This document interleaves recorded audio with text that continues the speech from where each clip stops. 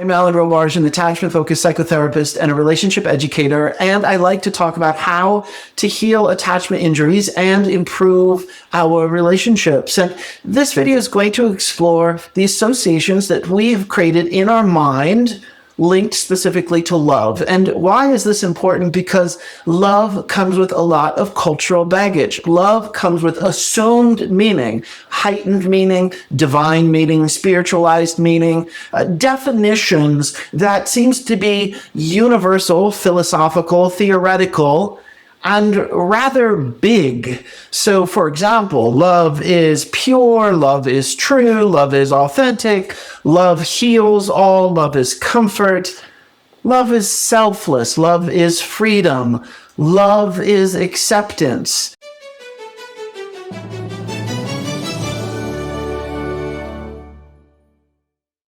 And we're not arguing any of those. But here's what this video is about.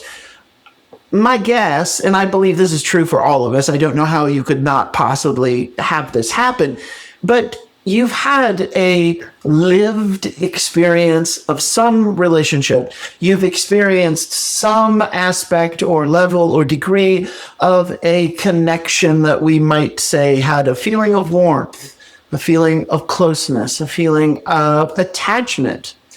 And however, that attachment bond and that connection and those feelings of love also came with other experiences happening simultaneously, and your brain associated other things that were going on with that simultaneous experience of attachment, or what we're calling in this moment love.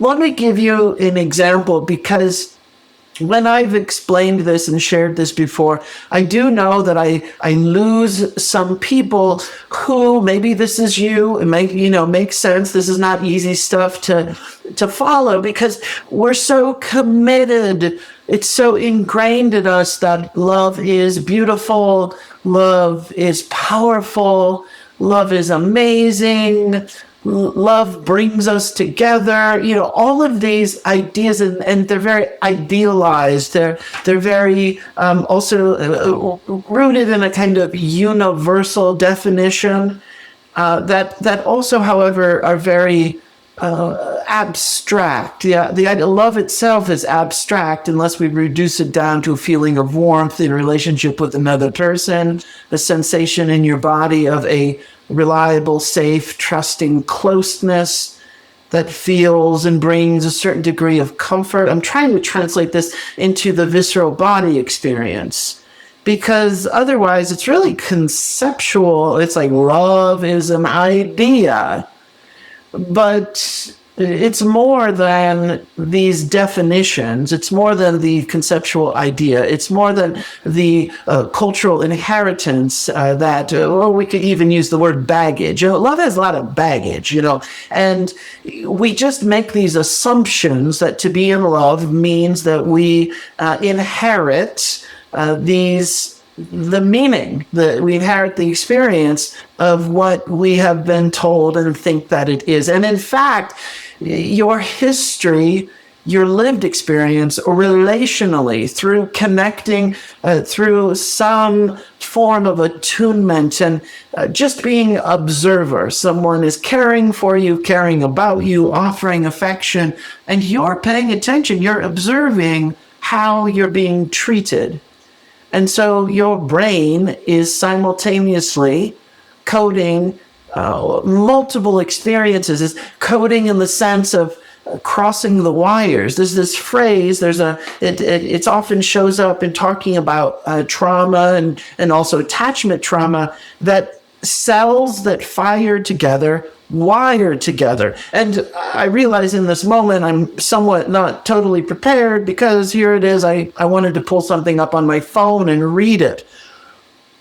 Cells that fire together, wired together, and more formally, we're talking about neurobiology. So I mean, hello, this is advanced science, and I'm not really so much of a science person, but even the simple understanding of this, I think, really translates for all of us that any two cells or systems of cells that are repeatedly active. So your brain is, things are going on in your brain.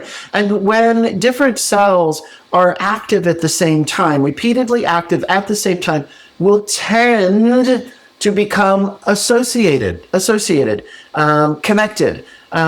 so that the activity in one is going to facilitate activity in the other.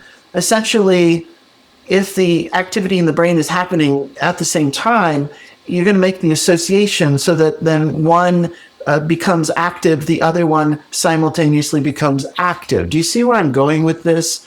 This is really, really, I'm telling you, this is like one of the most important things ever. And not just because I'm making a video about it, because I think it's important.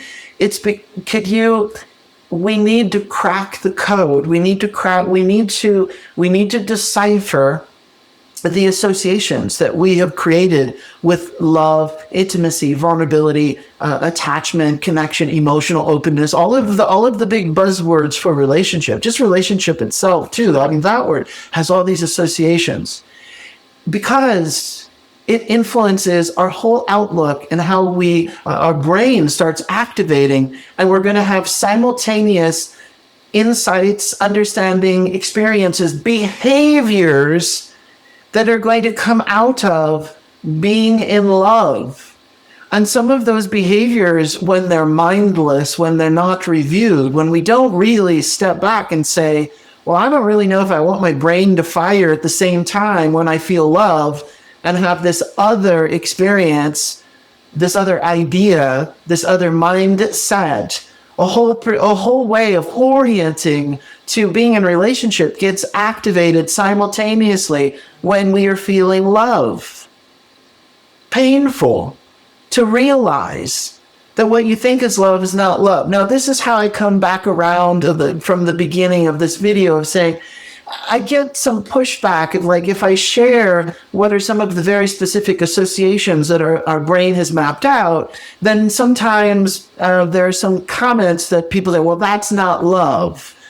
So like, if we say that love is, if your brain created an association that you just cannot trust intimacy, you don't trust intimacy. Love means don't trust intimacy. So therefore, as I move forward, as I fall in love, as I connect through love, as I feel love, it's usually coded into our body through degrees, layers, through different levels of depth. There's this phrase that says trauma is stored at the level of activation.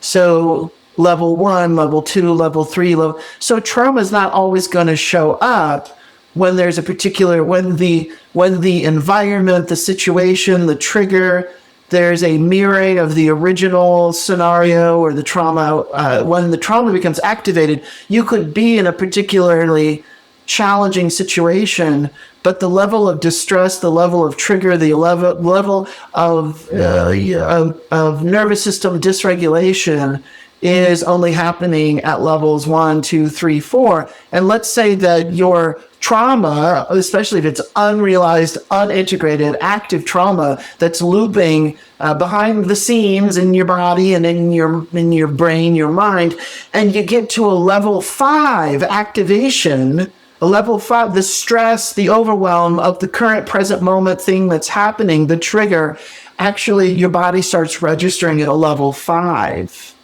And the trauma is stored at level 5. And then the trauma symptoms activate. And you feel as if you are reliving that degree, that level, that depth of trauma that happened so many years ago. And so this is incredibly confusing because sometimes we're in certain situations that is a level 1 through 4, and these situation mirrors the thing that we don't like, the thing that's the trigger, the thing that sets us off, the thing that reminds us of the traumatic experience. And nonetheless, we can manage, we can stay grounded, we have some resources, we have perspective, we're able to work through any activation of anxiety that comes up. But for however it happens, the degree of the activation now is coming in at level 5. And all of a sudden, we don't have resource, we don't have skills, we don't have the tools that we use to work with trauma. And we find ourselves very much decompensating, spiraling down, imploding into ourselves. The hyperarousal, the intrusive thoughts, the constriction, the numbness, the dissociation, all of it. And that's because it's registering at a level 5. Now, the reason why I share this is to make a comparison, is that love and depths of intimacy, we're also going to borrow this idea that it's stored. We're not so much going to say the same phrase, level of activation, but we're going to say level of intimacy, level of vulnerability. Love is stored at the level of intimacy, or love is stored at a range and multiple range of intimacy and vulnerability. So that when you get to level 1 love, level 1 intimacy, you have certain amount of experiences in history, these associations of how your brain fired together at the same time. And so that when you're in an experience of level 1 love, that certain degree of intimacy, that certain degree of vulnerability, that certain degree of emotional openness, that certain degree of connection with another person, then those other associations that happened at the same time when you were feeling and experiencing level 1 love, those potentially also, not all the time, but the point of this video is, well, they show up more often than we think. And these associations, the things that I'm going to point out, and I think you know where I'm going with this, where they're connected, where they're fired together, the associations are things that are actually very much against love. I mean, it does not support or nurture love. And it's a bit crazy making, because there's a lot of mixed messages, and it's behaviors and beliefs and assumptions and judgments about how we're supposed to love in relationship. And when we uncover this, when we discover and really decode and break down, okay, what are all of these beliefs that I actually have about love?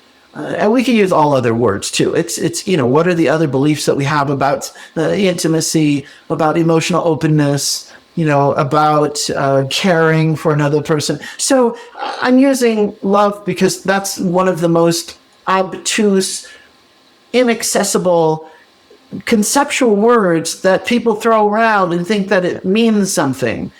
And it gets very, very problematic, because especially if I'm thinking in terms of like couples counseling, and I work with clients or with individuals and working with couples, and they're constantly saying, I love you, but I love you. And not everybody is saying the same thing, because that word means something very different depending on our history, our subjective experience. And it's going to, in certain ways, those of us who have some history of unhealthy, dysfunctional experience in relationship, or insecure attachment, or trauma showing up in our relationships, love gets associated, love gets fired together and linked with things that we don't necessarily want in our relationship. But if we're mindless, if we're not monitoring these associations, we behave in ways that are going to undermine the relationship, are going to hurt us and the other person, are going to push the other person away. But it's okay when we're not paying attention to it, because it's love. We love you, and I love you, and because we are feeling love and it's associated with these other behaviors, we are going to also simultaneously disconnect from you, hurt you, push you away, mistrust you, etc., etc. And that's what this the next part of this video is really to go through some of these very specific the beliefs that show up, the associations, and I have couples do this all the time to realize in like couple sessions what we're talking about is not what we're talking about. We think that we're talking about love, but we're actually, the one partner has associations and history around other experiences that got linked to love. So when they're talking about love, they mean something very, very specific, and it is often also aspects of relating that are not very warm, not very attractive, not very friendly, not strengthening attachment bonds, but undermining attachment bonds. Same thing with the other person. They might be talking about love, but they're not having the same, we're not talking about the same thing. They have their own associations as well. So you can imagine, I think it just goes without saying that this is like really, really, really important to be able to know what's going to get activated and triggered within you when someone loves you based upon the other meanings that you have coded in your brain about what it means to love and be loved. And for some of us, this sabotages relationships, this ruins relationships. This does the opposite of what we think love is supposed to do, which is we actually hurt the other person. And without paying attention to where this is coming from, we think we love, well, I love you. Simultaneously, I'm going to hurt you while I love you. And many of us fall into this. And the scary, potentially scary, but just the sad aspect of this is that we usually don't figure it out until we're years into a relationship, and we haven't even we made assumptions. We assume that the other person's understanding of love, their definition of love, their expression of love, their beliefs about love, their historical associations coded in their brain, we assume that we're all on the same page. And that we understand that we have this shared knowing, and what we discover in arguing couples who are arguing and having stress and struggle and really challenged because they are sending mixed messages to each other, and their form of love is not sustainable, because it includes all of these other associations. So we're going to start running through these, and this is the part where when I say some of these, that's when I get the comments that people go, "No, that's not love. That's abuse."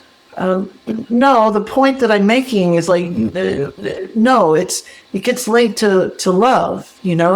I know I've said this multiple times. I want to share an example before I completely go there, because if this is too conceptual and or you just feel you just want to disagree because you think, right, no, love is pure, love is honest, love, all of those words about authenticity, this incredibly consumed in an experience of complete acceptance. So they get very romanticized, heightened language. So because love is sort of conceptual or construct, I want to use a different word, which I think in this example is going to really help clarify.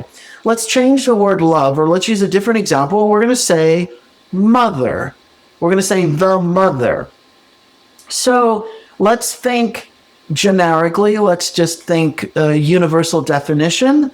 Let's think some of the assumed the assumed qualities of mother, and some of the cultural beliefs about mother. We can even say archetype. An archetype, the archetypal image of mother is the symbol or image and understanding of mother that shows up cross cultures, and it's almost ingrained, or it is ingrained in the human psyche, and that you can go to any culture throughout time and you show an image of the mother, and it immediately registers in the human brain. Like, yeah, we get it. We have been given this basic core foundational understanding and meaning of the mother. So if we brought in some of those words, mother is empathy, mother is nurturing, mother is protection, mother is care.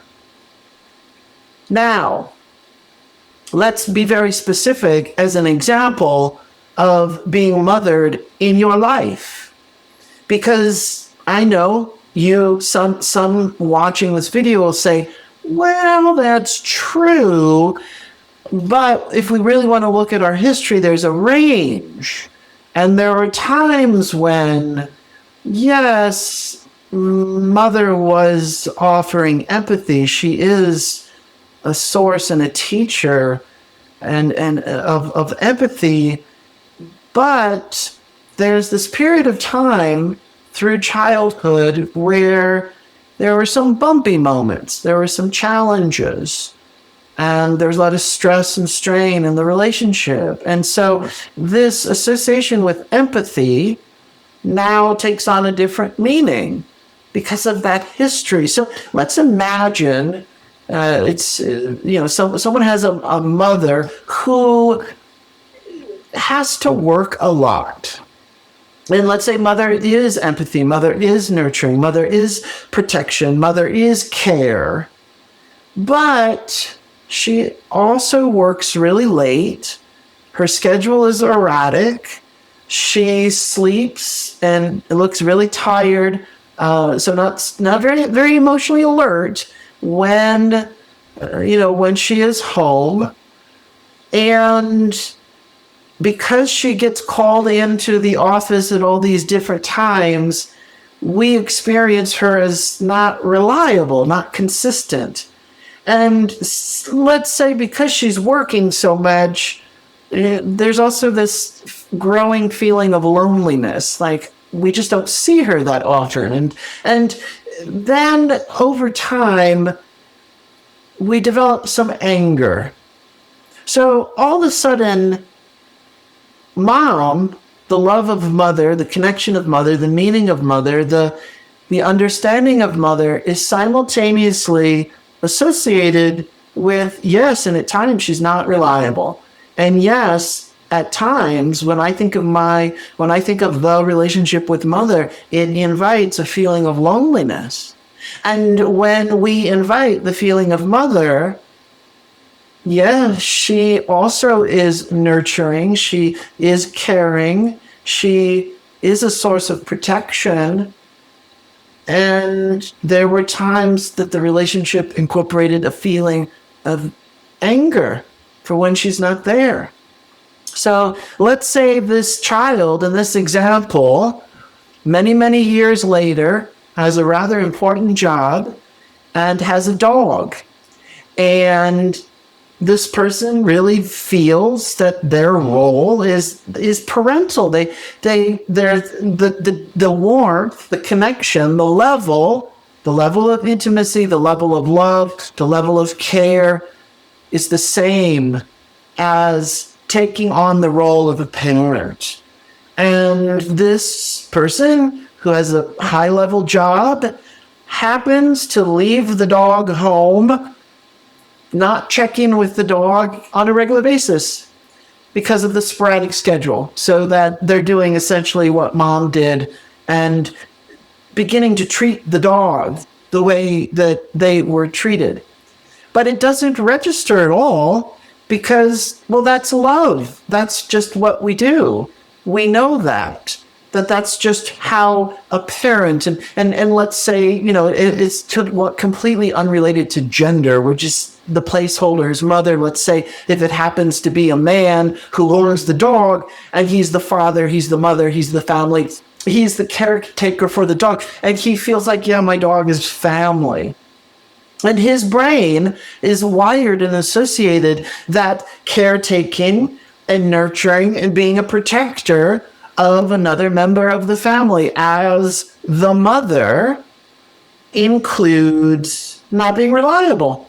includes anger, includes loneliness.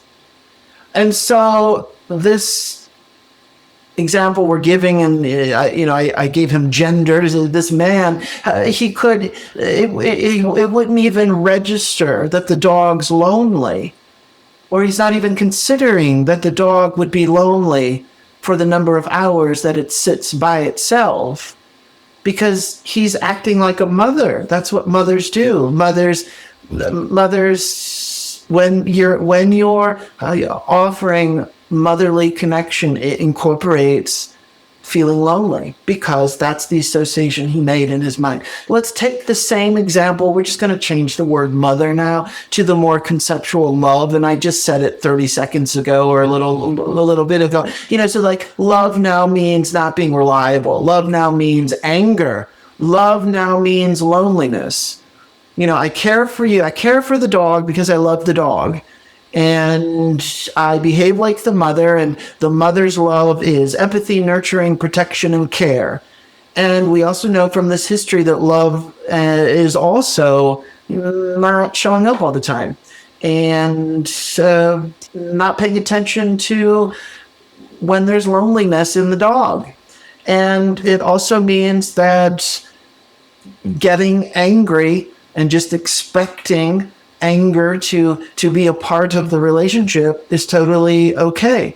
So perhaps the example, this guy comes home, and let's say it's a kind of reverse direction where it's not so much the dog is angry, but he happens to be angry, and his association of when you're in relationship with the mother, and he's coming from his place of caretaking in his motherly role. And historically, his brain associates this kind of relationship, this caretaking relationship, as including anger. And so he directs anger or aggression at the dog because he loves the dog, because his brain is associated with these other experiences. I really trust that you got this. I think, therapy, and as a therapist, is about repetition, and it's about circling and spiraling into the layers, and there's oftentimes kind of repeating of the same thing, but each time we do it, we drop down differently into the meaning. And I know I make videos like that because after talking to so many clients, and that's how I approach it, sometimes I do get feedback to say like, okay, you said the same thing 3 times. But what we're doing is we're thinking of an experiential process that if it does feel like the same words, we're still coming back around to try to drop down into knowing that experience, or knowing that piece of information as kind of integration. That's a process. We're processing these ideas. So let's go. Let's jump in. Love is not trusting love. Love is not safe.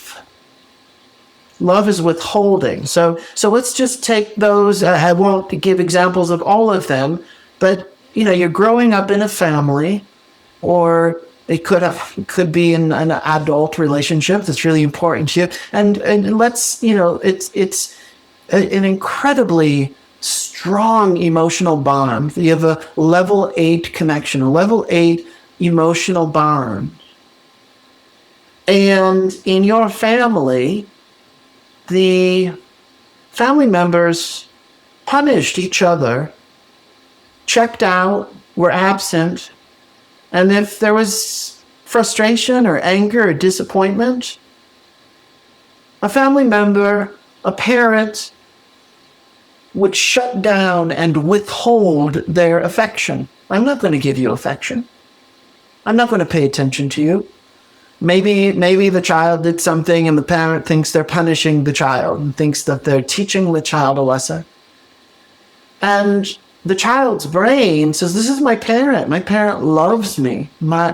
I am bonded to my parent. I feel close to my parent. I trust my parent. Oh, by the way, simultaneously, as I'm experiencing this love and this level, this depth of connection, well, I'm noticing also my parent is withholding affection and pulling away from me. So years later, as an adult, I start a relationship. We start a relationship. It's going well. We're going deeper and deeper into connection levels and layers of intimacy and vulnerability. And there's an incredible warmth and an incredible closeness. And we find ourselves so open to each other that we're connecting at around, this level 8 intimacy, this level 8 vulnerability, this level 8 of love. Oh, guess what's happening in my brain?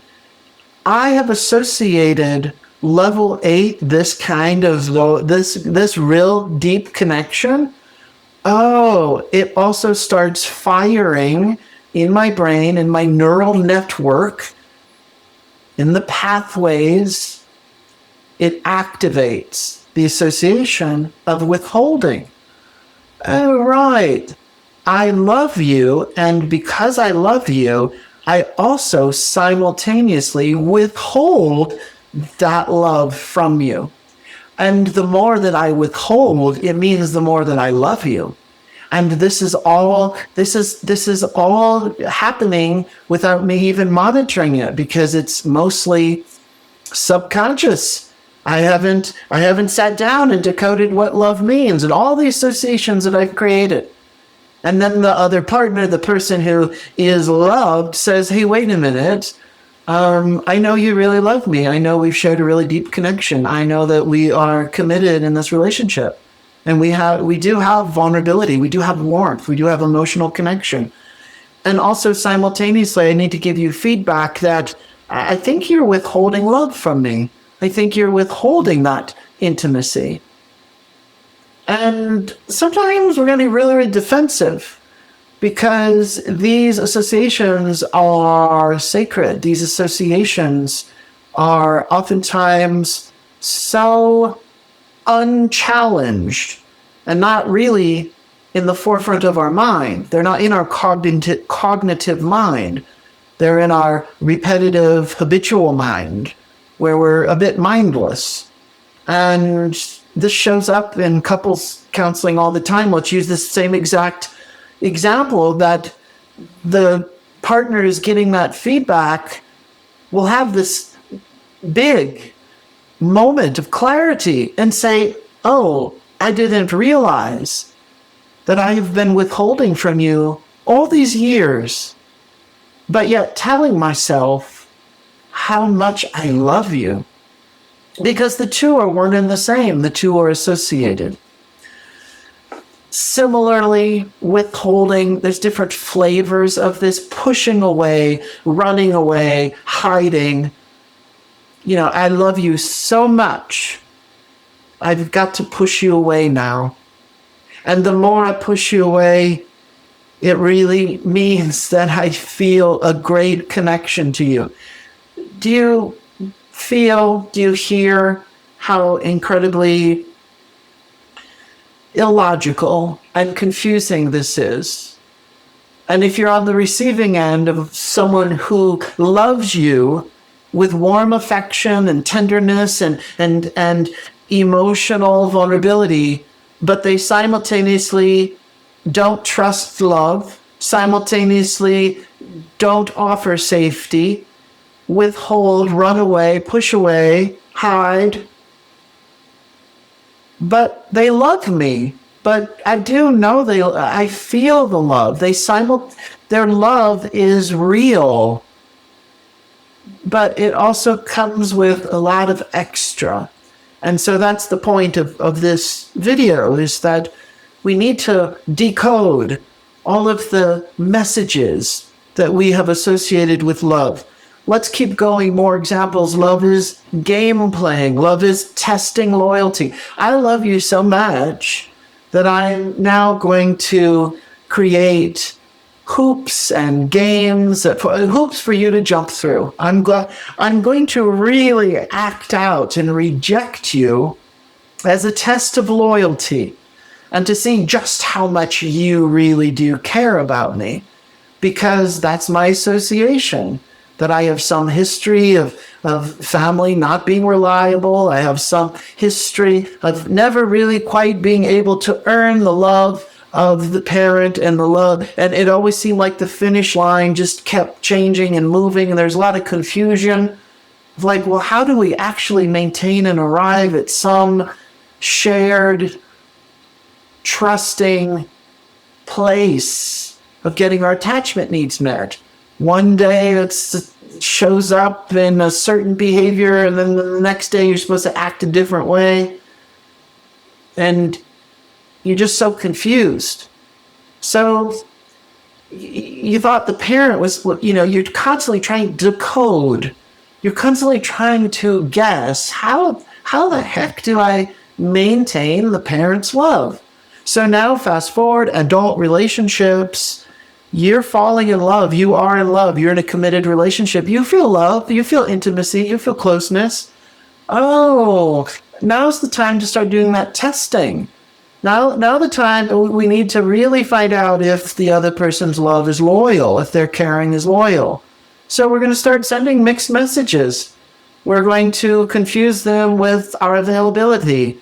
We are going to make them feel like the finish line of arriving at some level of shared connection just keeps moving.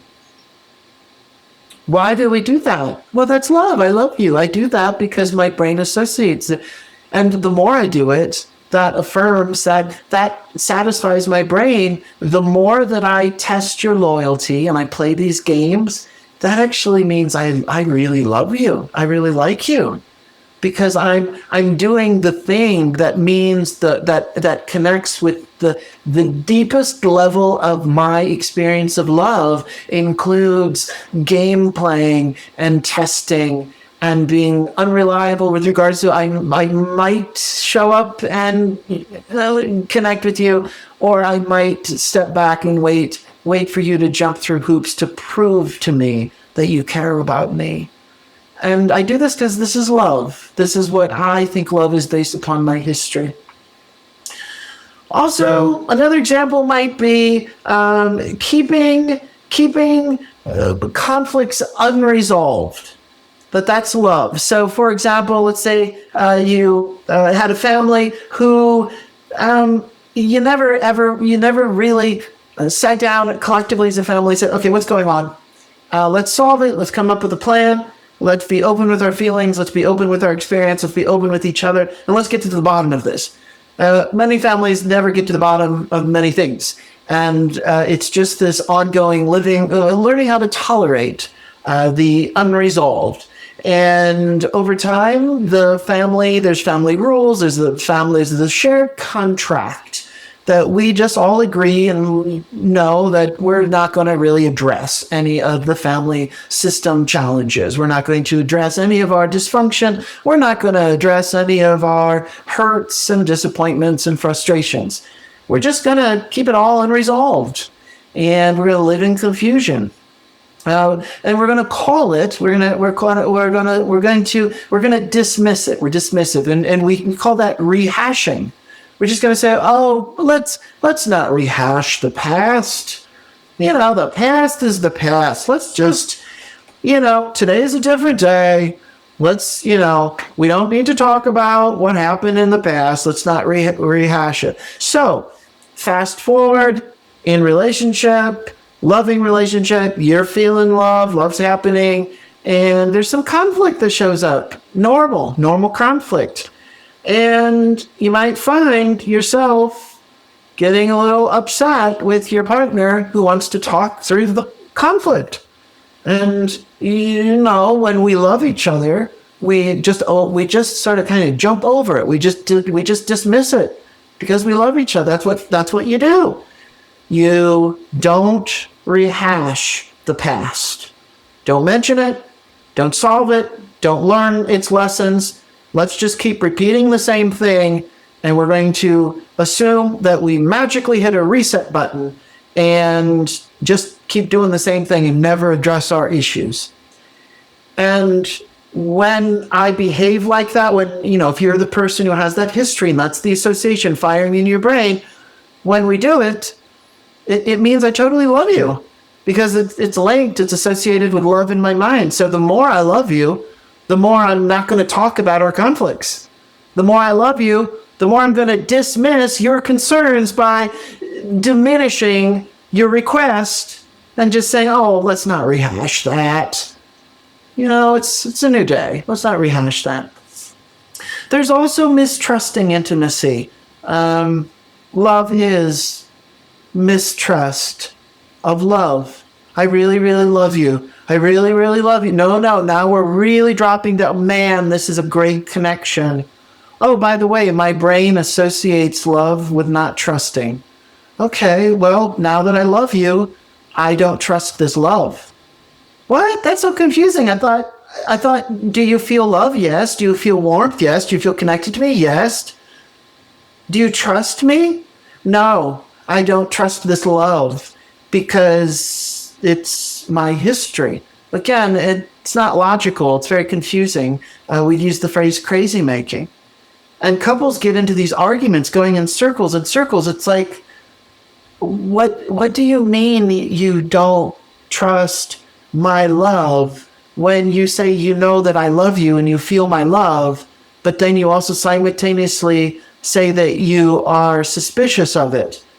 And then the fact that I do say that I love you, and then you start behaving in mistrustful ways and you do things that break trust. Why are you undermining our trust in the relationship? And whether the partner says it or not, what's happening in their brain is, well, I break trust, I undermine trust because it's linked to love. The more I love you, the more I'm going to do things that challenge trust. The more I'm not going to be trusting. You can't trust me. I love you so much. You can't trust me. What? How it, the math never makes sense. Keep in mind a lot of the origin of where this is coming from moves beyond dysfunctional, unhealthy families, and it moves into the area of trauma, attachment trauma. We're really complex dynamics in the families of attachment needs getting ignored, stepped on, interrupted, neglected, or periods of time where it's a developmental, relational, emotional trauma. And so because it's linked to trauma, the reason why I bring this up, we're talking about the cognition, we're talking about the core beliefs, we're talking about how we've scripted these interactions and find out that they're associated. But one reason why it's so incredibly confusing and doesn't make sense is because the phrases trauma never make sense. Trauma is trauma. Trauma is not logic.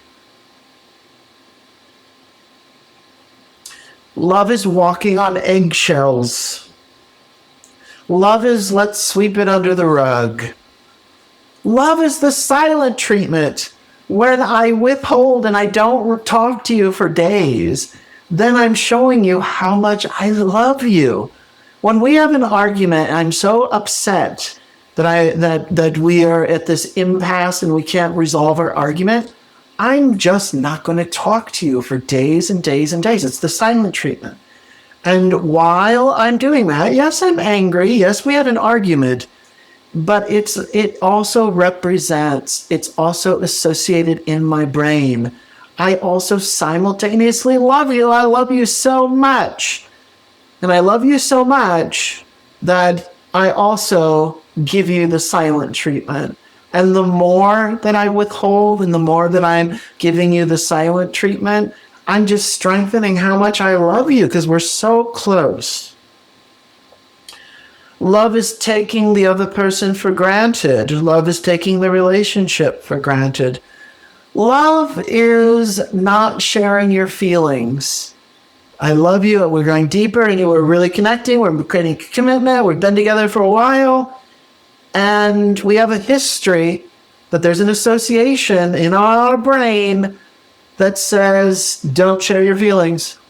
People who love each other, people who are in connection at this level of commitment, when you're really living life together and you feel that kind of attachment bond, well, it's also associated with zip it up. Don't reveal. Don't share what's going on for you. So this creates a lot of confusion in couples counseling again. Imagine they're both looking at each other. And one partner says, "Do you love me?" And the other one says, "Why do you mean that question? Of course I love you. I love you so much. I feel it right here. There's this incredible depth of connection." And then the other partner says, "Well, you never express that. And you also don't express other things. And you don't tell me what's going on for you." And if we're doing this kind of exercise and that person's making they're trying to uncover the association, says, "Well, you know what? In my history, in my family, we never talked about our feelings. The bond that we had, that we were a family that had a certain degree of closeness, and closeness and intimacy just meant you don't share your feelings. So today, now as an adult in this relationship, I'm not sharing my feelings with you because it's also simultaneously registering in my brain that I love you. The more I don't share my feelings with you, it's deepening and strengthening just how much I love you. I love you so much, I'm not going to share my feelings." Again, incredibly confusing. Love is yelling at you. Love is acting like a child. Imagine how that shows up in adult relationships. Love is caretaking, or love is expecting to be taken care of. Love is, and this one, I'm sorry, this is it's just an unpleasant one. Love is, I'm going to hurt you. And I think, just for all of our sakes, I'm not going to give an example. We know what that looks like. It could be emotional in the emotional realm. Of course, the physical and other realms. Love is, I'm going to hurt you. Love is never initiate love. Oh my gosh, that's a hard one to manage to live with. Okay, I've fallen in love. I feel love. There's commitment. We're going deeper and deeper. There's these levels of intimacy and vulnerability. And yeah, I really do. I feel close to you. I really do love you. And my history in my brain, when I really love someone, imagine it's a level 1 through 10. And we like this kind of commitment is level 9. I've fallen in love with you at level 9. We have that attachment bond. And when I've connected in my past at this particular level of affection and closeness, it also means never initiate, never create an invitation for another to be close. Don't initiate conversation. Don't initiate being demonstrative. Don't initiate signs of affection. Don't initiate saying hello and goodbye during transitions of greetings and endings. Don't initiate eye contact. Don't initiate concern at all. So, I love you, and I'm not going to initiate connecting with you. And the more that I don't initiate, as long as I just keep never initiating, I know how much I care about you. Love is shame. Either feeling shame, shaming another person, living in a shame dynamic. Love is dishonesty. Love is lying. Love is not telling the truth. Many of us know that one. Love is you never measure up. You're just never going to quite get there. And you're always falling short. And the more I love you, the more I'm going to let you know that you don't measure up. Love is going without praise. Love is going without, I really love you. I'm not going to offer you any encouragement because that's what my brain associates with love. Love is avoidance. Love is complete dependence. Love is waiting to be told what to do. Love is do not be vulnerable. Love is never apologize. Love is build yourself up by belittling the other person. Ouch, that's a painful one. No, I really love you, so now I want to belittle your worth. And the more I belittle your worth, it means the more I love you. That really is doesn't make sense, right? Love is living in a fog, kind of clueless airhead, hello, like just not here, just like being dissociated, not being present. Love is, I'm not really going to show up. I'm not really present. I'm just kind of floating.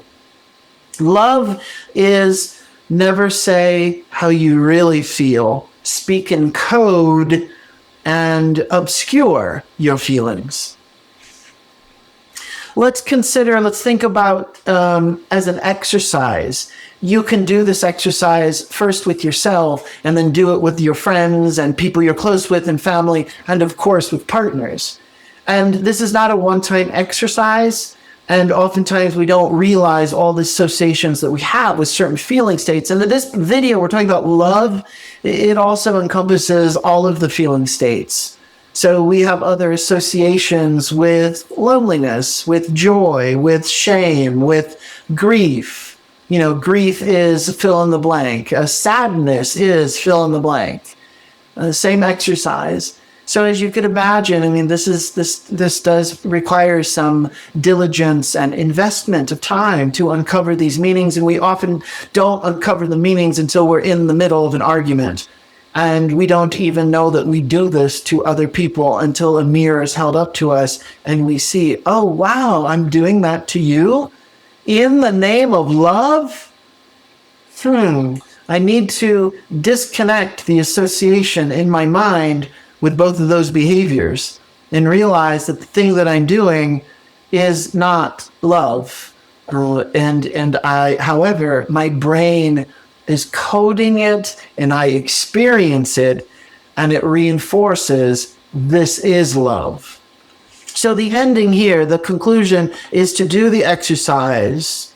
Do it before you're in a relationship, before you commit, before you get married, before you move in together, and do it with another person who also participates and reveals their associations as well. You can save yourself a lot of arguments, a lot of ruining relationships, and a lot of hurt. I mean, all of these associations really hurt not only the relationship, but they hurt us. It just hurts.